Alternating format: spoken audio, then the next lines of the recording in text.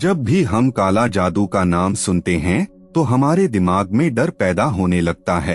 तंत्र मंत्र और काला जादू का चलन सदियों से चलता आ रहा है। काला जादू एक ऐसी कला है जिसके माध्यम से एक व्यक्ति किसी दूसरे व्यक्ति को नुकसान पहुंचा सकता है। भारत समेत पूरी दुनिया में कई ऐसे तांत्रिक हैं जो इस विद्या का प्रयोग करते हैं। काला जादू गुप्त तरीके से प्रयोग की जाने वाली कला है, जिसका प्रयोग अक्सर किसी को वश में करने के लिए तो कहीं शत्रु पर विजय प्राप्ति के लिए किया जाता है। कहते हैं जिस व्यक्ति पर काला जादू किया जाता है उसका खुद पर काबू नहीं रहता। ये व्यक्ति के जीवन को मानसिक, शारीरिक और आर्थिक रूप से प्रभावित करता है। आज भी कई ऐसे लोग हैं जो काला जादू पर विश्वास करते हैं, लेकिन क्या वाकई काला जादू होता है या फिर ये एक अंधविश्वास है? आइए सद्गुरु से जानते हैं। एक समय इस देश में इनके पास एक ओझा हुआ करता था। आप जिसकी बात कर रहे हैं वो अकल्ट या तंत्र है। तंत्र एक तकनीक है जिसमें आप अपनी ऊर्जाओं का इस्तेमाल करके प्रभावशाली चीजें कर सकते हैं। पॉजिटिव चीजों के लिए भी इस्तेमाल किया जा सकता है। हर कोई हु वो कांप जाते। जब किसी ने सतगुरु से पूछा कि क्या काला जादू कर सकते हैं, सतगुरु ने बताया बिल्कुल कर सकते हैं। अगर ऊर्जा का पॉजिटिव इस्तेमाल है तो नेगेटिव इस्तेमाल भी है। एक वेद अथर्ववेद सिर्फ पॉजिटिव और नेगेटिव चीजों के लिए ऊर्जाओं के इस्तेमाल को ही समर्पित है। सद्गुरु बताते हैं कि एक समय इस देश में जिस तरह आज आपके पास एक फैमिली डॉक्टर हैं, वैसे ही उस समय उनके पास एक फैमिली ओझा हुआ करता था।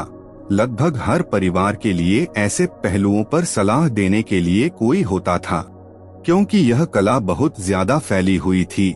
तंत्र एक ऐसी टेक्निक है जिसमें आप अपनी ऊर्जा का इस्तेमाल करके प्रभावशाली चीजें कर सकते हैं, लेकिन दुर्भाग्य से इसका बहुत नेगेटिव प्रचार हुआ। लोगों के बीच इसकी मांग बुरी चीजों को करवाने के लिए थी, तो तंत्र या काला जादू करने वालों ने इसे अच्छी चीजों से ज्यादा बुरी चीजों के लिए इस्तेमाल किया।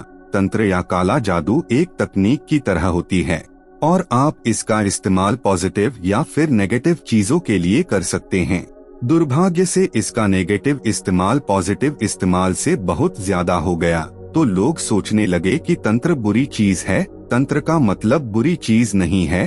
तंत्र को पॉजिटिव चीजों के लिए भी इस्तेमाल किया जा सकता है। इसका पॉजिटिव इस्तेमाल भी किया जा सकता है। आप इससे किसी का जीवन बदल सकते हैं। आप लोगों को शारीरिक रोगों, मानसिक रोगों से मुक्त कर सकते हैं। बहुत सारी चीजें की जा सकती हैं। सद्गुरु उदाहरण देकर समझाते हैं कि देखिए, अभी आप सबके पास एक फोन है। मान लीजिए 100 साल पहले आपके पास फोन होता तो आप दावा कर सकते थे कि आपके पास तांत्रिक शक्तियां हैं, क्योंकि आप बस इसे लेकर कहीं पर भी किसी से बात कर सकते थे। हर कोई ये देखकर कांप जाता। आपने टेलीपैथी के बारे में सुना है, जिसकी मदद से हम दूर बैठे किसी आदमी से बात कर सकते थे, लेकिन आज वह सारी चीजें साधारण तकनीक से की जा रही हैं। तंत्र बस एक तकनीक है। जैसे तकनीक विकसित होती जा रही है, तंत्र की जरूरत कम होती जा रही है, काफी कम हो रही है।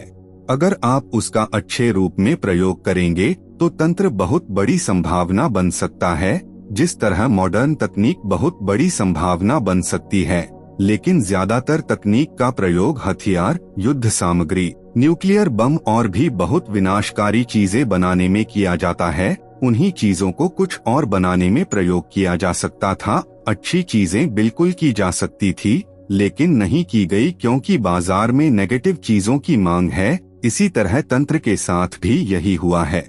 जब सद्गुरु से पूछा गया कि इससे बचने का क्या उपाय है, इसका बचाव क्या है, तो वो बोले कि अगर आप आध्यात्मिक साधना के पथ पर हैं, तो आपको इन सब चीजों के बारे में चिंता करने की जरूरत नहीं है। आपको इन चीजों के बारे में सोचने तक की जरूरत नहीं है। एक और तरीका यह है कि आप रुद्राक्ष जैसे कुछ बचाव के साधन पहन सकते हैं, जो किसी भी किस्म की नकारात्मकता से सुरक्षा करते हैं। मगर आपको ऐसी चीजों के बारे में चिंता करने की जरूरत नहीं है। बस अपना ध्यान जीवन में बनाए रखें और आगे बढ़ते रहें। आपको बिल्कुल भी चिंता करने की जरूरत नहीं है। यह अपने आप ठीक हो जाएगा।